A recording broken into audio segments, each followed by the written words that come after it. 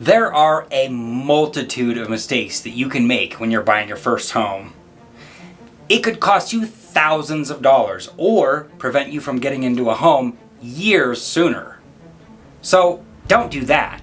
Don't leave money on the table that could have been your equity when you buy your first home. Don't make these 7 mistakes that I'm going to guide you through to help you save thousands of dollars and get into a home years sooner.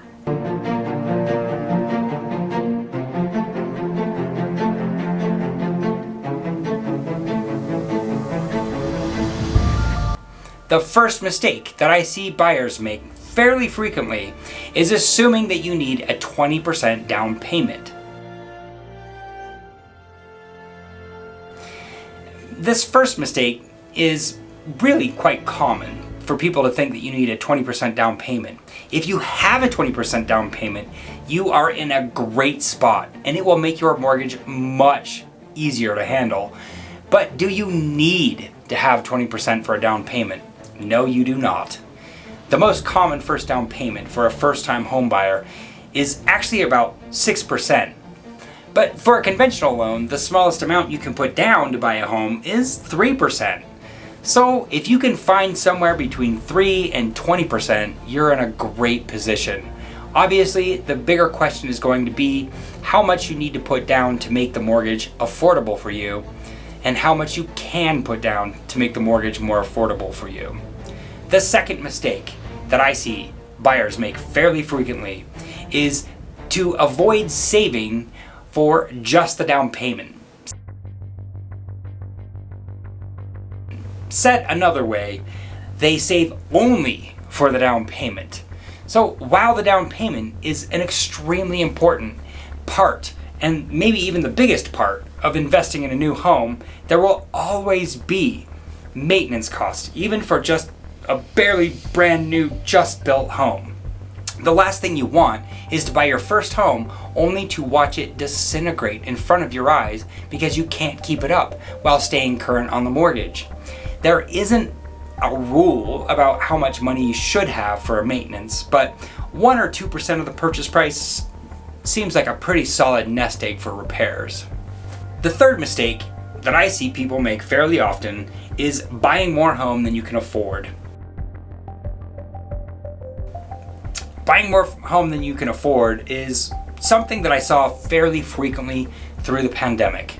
Starting around 2020, throughout the pandemic, it wasn't uncommon to see a client who got really carried away when they found a house and they just fell completely in love with it. Part of that is the speed with which offers had to be made. I mean, you had to make your offer right now, today, seeing it the very first time, or there was not even a chance you were going to get that home. Now that interest rates have doubled since 2019, the process of putting an offer in on a home moves a little bit more slowly. Still, with prices much higher than they were in 2018 and 2019, it's easy to buy more home than you can afford. In the long run, it's really helpful to spend a little bit less and get less than you want right now so that you can have everything you want in the future. The magic of the property ladder is that you get to start on a lower rung, and by using appreciation and equity building up over time, you move up the rungs on the ladder. I talk about it in many of my other videos, so feel free to find those to hear more about it. But it's a long-term approach, no doubt, but in this case, the tortoise definitely wins the race. Number 4 is waiting to start saving. Mistake number 4, waiting to start saving to buy a house is a very, very painful mistake. It can set you back years. One of the issues of waiting to start saving is that means that you have some catching up to do when it comes to money-wise habits. One of the best ways to have money is to not spend that money in the first place. So if you can create a system where saving money, it doesn't require any effort, like you have an automatic withdrawal into a savings account, you're much more likely to build a sizable down payment up in no time at all. Well, it will feel like no time because it's out of sight, out of mind. You may have noticed that the first 4 mistakes are all money or financial in some way. The most important thing is that you're protected financially and that you get the best help to maximize your wealth. So it's important that all of the financial pitfalls are outlined well in advance to best advance your interests and to prepare you for what to expect through the process. Having a house that feels like a home is very near the top of the list of important things, but if you can also, while doing that, maximize your wealth, that's the very best scenario. That's what we want to do. So I'm not going to count these among the most common mistakes because I think it kind of goes without saying, but it is really important that your realtor and your lender are your team. They are ensuring that you're well taken care of in terms of getting what you want, but also how you get it. You should do your lender and realtor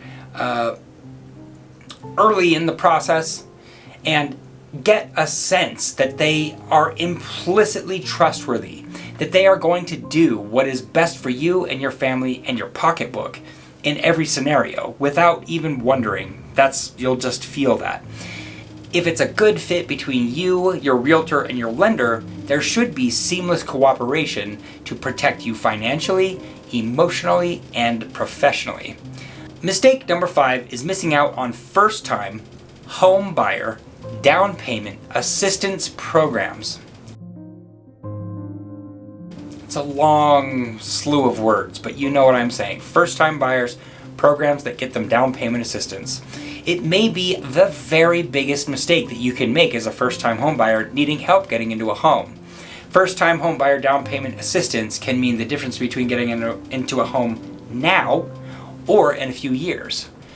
The Utah Housing Corporation was set up specifically to help Utahns get affordable, quality mortgage loans that offer down payment assistance in some cases. There are a multitude of different types of first-time buyer down payment assistance programs.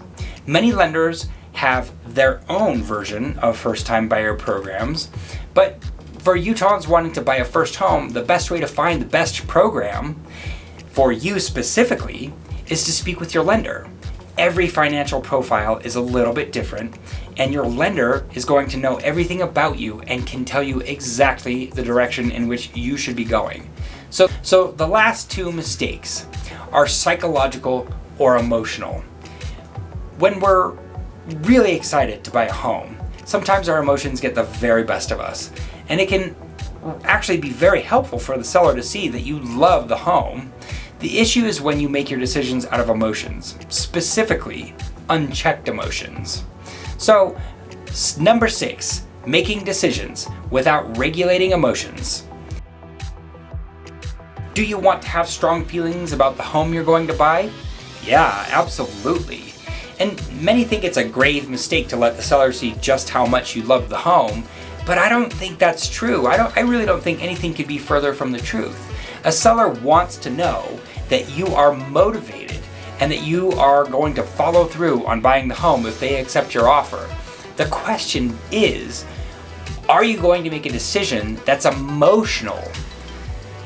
Is your decision going to be spring from those emotions? You want to be guided by your emotions and then to make a cool, dispassionate, logical decision with your realtor helping you along the way. And this can be easier said than done, for sure, but that is exactly what your realtor is there for. Your realtor should be able to compare what's going on with you with how other people might act in the same situation to help you see where you maybe should be in this zone instead of this zone. So sometimes when we love a home, it's really hard to separate that love from what we rationally can afford to do to get the home. A good real estate agent that's a big part of the job. You should see what most common scenarios look like based on what your realtor's telling you. And then you should make your decision about what you're willing to do to get into that home based on what your realtor tells you. So, the last mistake number 7, is sharing too much information at an open house. That is the final, most common mistake that first-time homebuyers make, to share a little bit too much information with sellers' agents. It feels really unnatural to be evasive when someone is being really friendly with you. Nevertheless, many real estate agents have spent years perfecting the craft of getting information without giving information to really better negotiate on behalf of their clients. And that's the thing. It is their fiduciary duty to use any information that they have to get the best deal for their client. It's their job. It doesn't mean that you shouldn't go to open houses. It doesn't mean that you shouldn't be happy. What it does mean is that you should try to be non-committal and a little bit unspecific to any of the questions. If you really like and want to buy the home, that is the best thing you can do. So if, for example, the seller's agent knows that you must be out of your home in 30 days or less, they're going to use that information as leverage against you. Another example might be if you were somehow to convey just how much you could afford on the next home. I mean, really, there are an infinite number of ways that a realtor can press their advantage against unseasoned negotiators. And this isn't really so much about being a good negotiator, and it's not, definitely not, about how smart you are.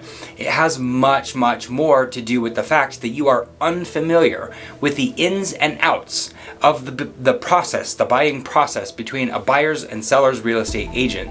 So the best advice is basically just to smile politely and answer with, "We're not sure yet," often and repeatedly.